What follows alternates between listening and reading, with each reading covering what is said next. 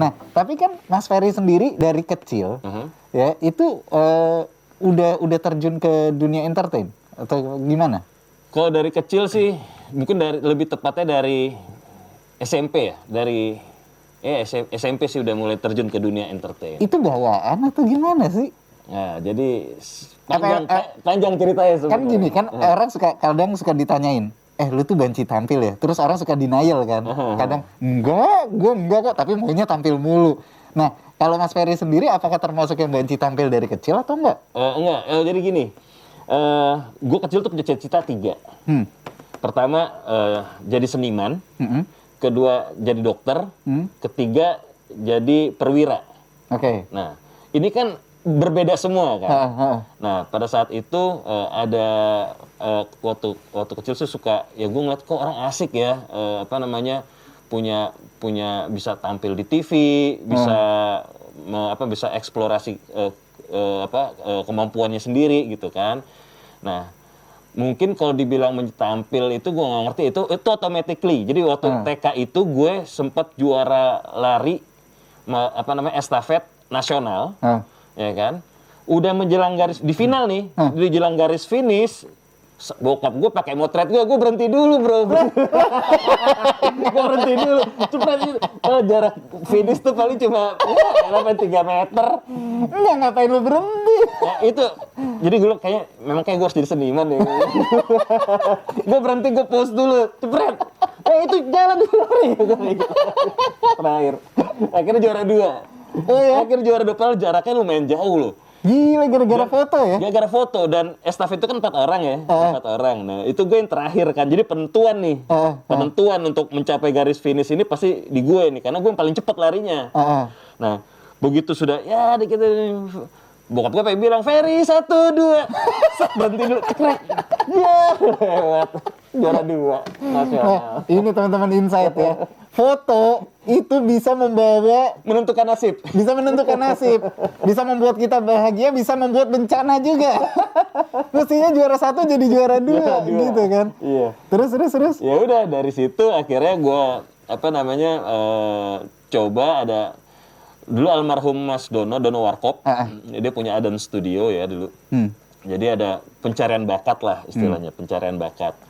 Nah, tiba-tiba ada seorang itu ngelihat gue di mall, gitu loh, ngeliat di mall, ikut casting gitu kan. Gue nggak tahu casting itu apaan gitu, tapi casting untuk iklan waktu itu. Nah, jadi 10 kali casting baru dapet tuh. Oh, 10 kali casting.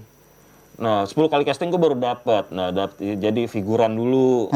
Terus jadi second talent, terus akhirnya jadi main talent gitu, nanti buat iklan gitu loh, buat iklan. Akhirnya ya gue berterima kasih sama almarhum Om Dono ya, Dono Warkop itu bisa mengakomodir potensi-potensi para pekerja seni lah istilahnya ya.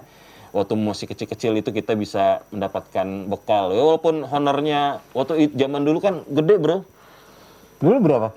Gue pertama kali figuran 500.000. Tahun 94. Ya Allah, gue pernah jadi figuran nasi kotak. Nasi kotak nunggunya dari pagi sampai malam. Jangan sedih. Munculnya di blur lagi. Udah kita nasi kotaknya dagingnya rendang, sendoknya gampang patah. Iya.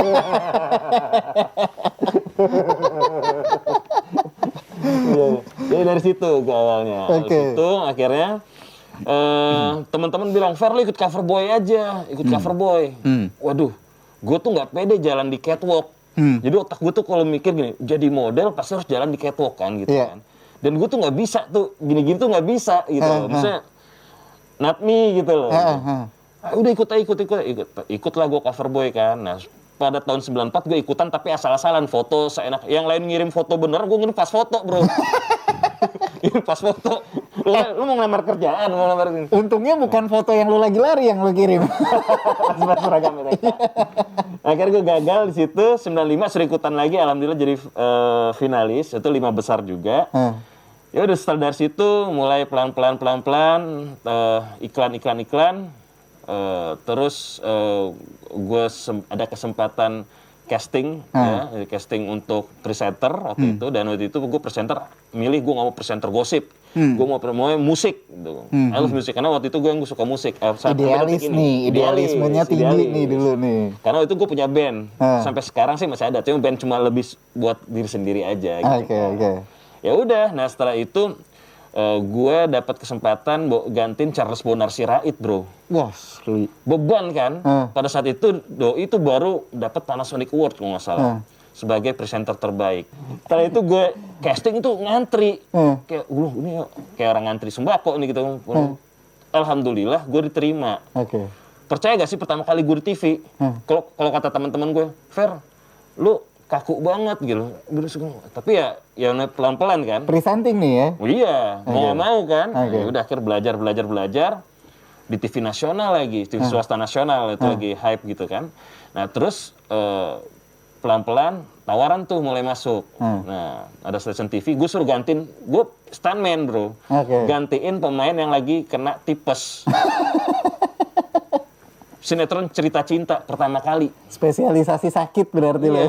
Enggak, bukan ganti dia sakit nggak bisa ikutan syuting, perannya diganti gue. Iya, digantiin sama lu. Orang sakit gue gantiin. Nah, terus waduh, pertama kali gue berhadapan sama almarhum Didi Petet. Terus ada Surya Saputra, ada Titik Kamal, banyak lah pemain-pemain yang luar biasa gitu ya. Kalau sebenarnya kalau dihitung-hitung ya mereka lebih sering lebih banyak mentoring ke gue juga gitu loh.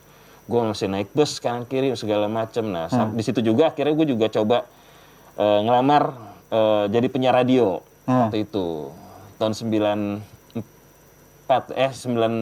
Oke. Nah, jadi 95 gue cover boy SMA kelas 2. Terus di tahun 94 tapi gue udah punya bekal, gue udah punya prestasi. Nah, SMP itu gue juara 2 bahana suara pelajar. Nyanyi tuh, ya kan? Angkatannya Rosa segala macam. Nah, cuma timbre vokal gue tuh di rock, range vokal gue di rock gitu. Jadi ya udahlah, dapat juara 2 lagi. Kayak gue hoki di juara 2 mulu nih gitu kan. Nah, terus cuma gue nggak mau tampil, tapi gue suka musik gue gitu. Idealis gitu. Jadi musik harus rock. Terus kalau bawain acara harus acara musik gitu segala macam. Akhirnya udah terusan tuh bawain acara musik. Ya, terus ada pesta juga dulu sempat 2 tahun gue bawain acara itu. Nah, terus juga banyak lah bawain acara musik. Nah, terus kayaknya seru nih jadi penyiar radio gitu ya. Jadi penyiar radio lah gue, akhirnya gue ngelamar. Dibantuin Mariko Ceper waktu itu. Ya. Nah, mau gue jadi penyiar radio lah gitu. Pas jadi penyiar radio, alhamdulillah nih.